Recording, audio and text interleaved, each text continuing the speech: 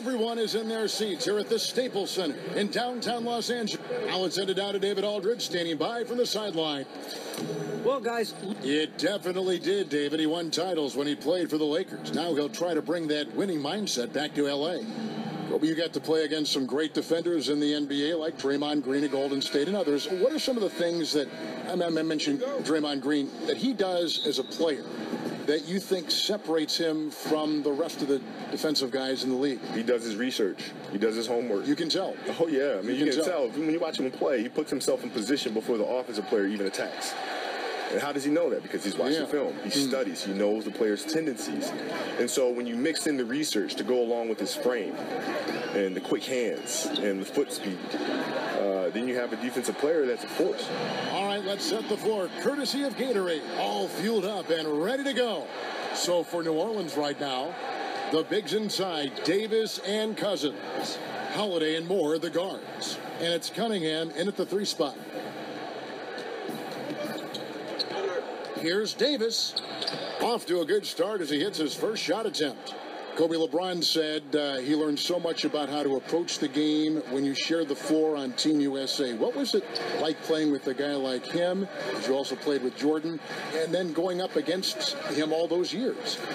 Well, I think it was a shocking experience for them because I don't think they realized how much I talk trash. And so, what? I don't think they knew because, you know, when you from a distance, Kobe, we thought you were really quiet and all sorts of stuff, and you get to practice, and I just don't shut up.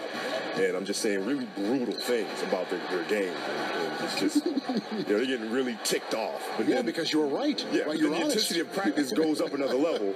And then we'd all go out to dinner, and then the next morning, you know, we come into the meeting, and I've already been working out for 2 hours. And so then they see that. And then, you know, D-Wade would come up and say, hey, man, I want to join you in your workouts. What time are we going? 5 a.m.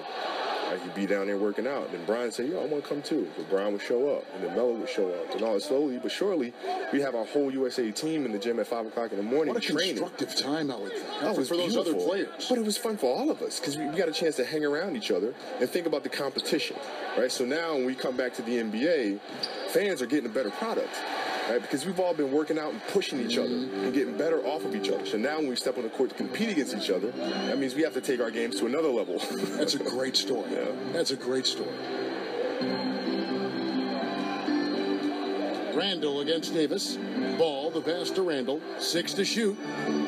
A 3 ball. Here's Lopez.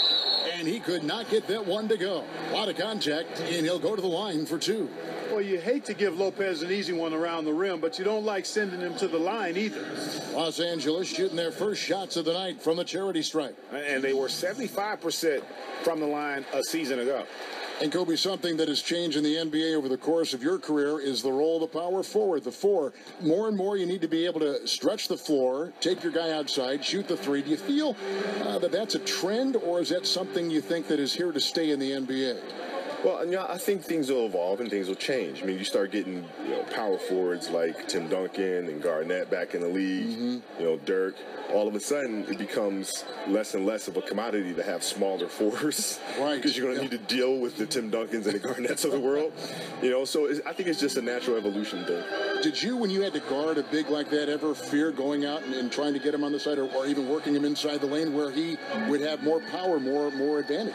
No, I never worried about it too much. What I try to do is I always try to study the film and figure out what their tendencies are, what their sweet spots are, and you just try to get them off of that. It's not necessarily about the size of them, but how do you get yourself in position when you can knock them off balance a little bit and use the lack of size that you have to disorient them. Outside Holiday. Elbow shot is on the way. Kobe, a big part of the talent evaluation today is the psychological impact and that aspect, which I think will lead teams toward one prospect over another. If you were looking for personality traits in players and you were making that decision for a team, what trait would you value the most in a player? No, curiosity. Without a shadow of a doubt, it's curiosity. Why so? because curious people will always ask why things work or don't work. And you were a big why asker. You have to, because that's the only reason you win, is when you can figure out why things happened or didn't happen. Right? If you lose a game, a curious person won't point the finger. A curious person will say, well, why did we lose? Instead of just saying them, right. They're going to go back and check the film and ask questions. Okay, why did we mess up there? Why did we blow that coverage there? And the first one drops. And the trend around the league, Kobe, is more offense, more three-pointers, certainly spacing, fluid offense. Scoring is up around the league in a measurable way from, it seems like, year to year. Do you like the way this is trending, or do you think the NBA should maybe put a governor on this, harness it in just a little bit? Well, I think it'll swing back to the way, Do you? Yeah, because the game has gone through that progression before. It's constantly evolving. And so I think you'll see it swing back eventually. You'll have a couple teams that are just big and may have a dominant post player, and all of a sudden you're going inside, and then that team will win a championship, and then the rest of the teams in the league will try to copycat the way the game is played that way.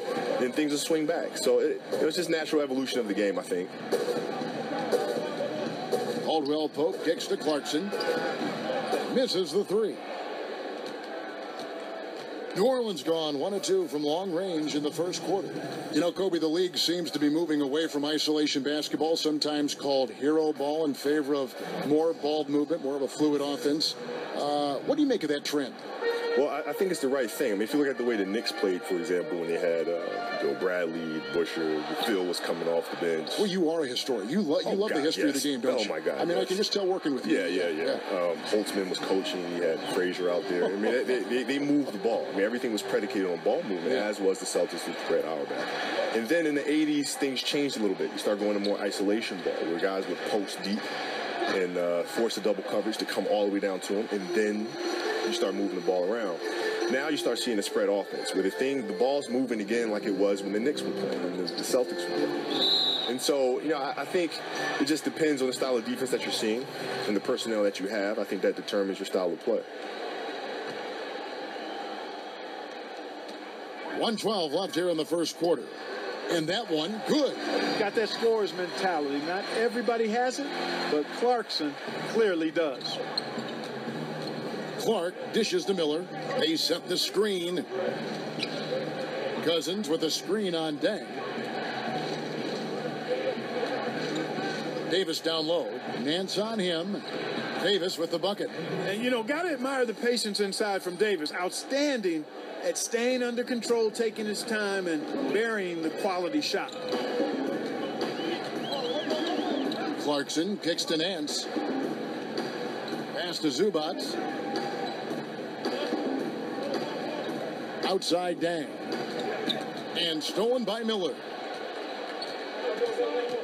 6-second difference between the shot and game clock. Outside for Davis. Fires at the elbow. Cousins on the follow. Cousins has got his second basket. And they're forcing the ball inside, and it's working like a charm.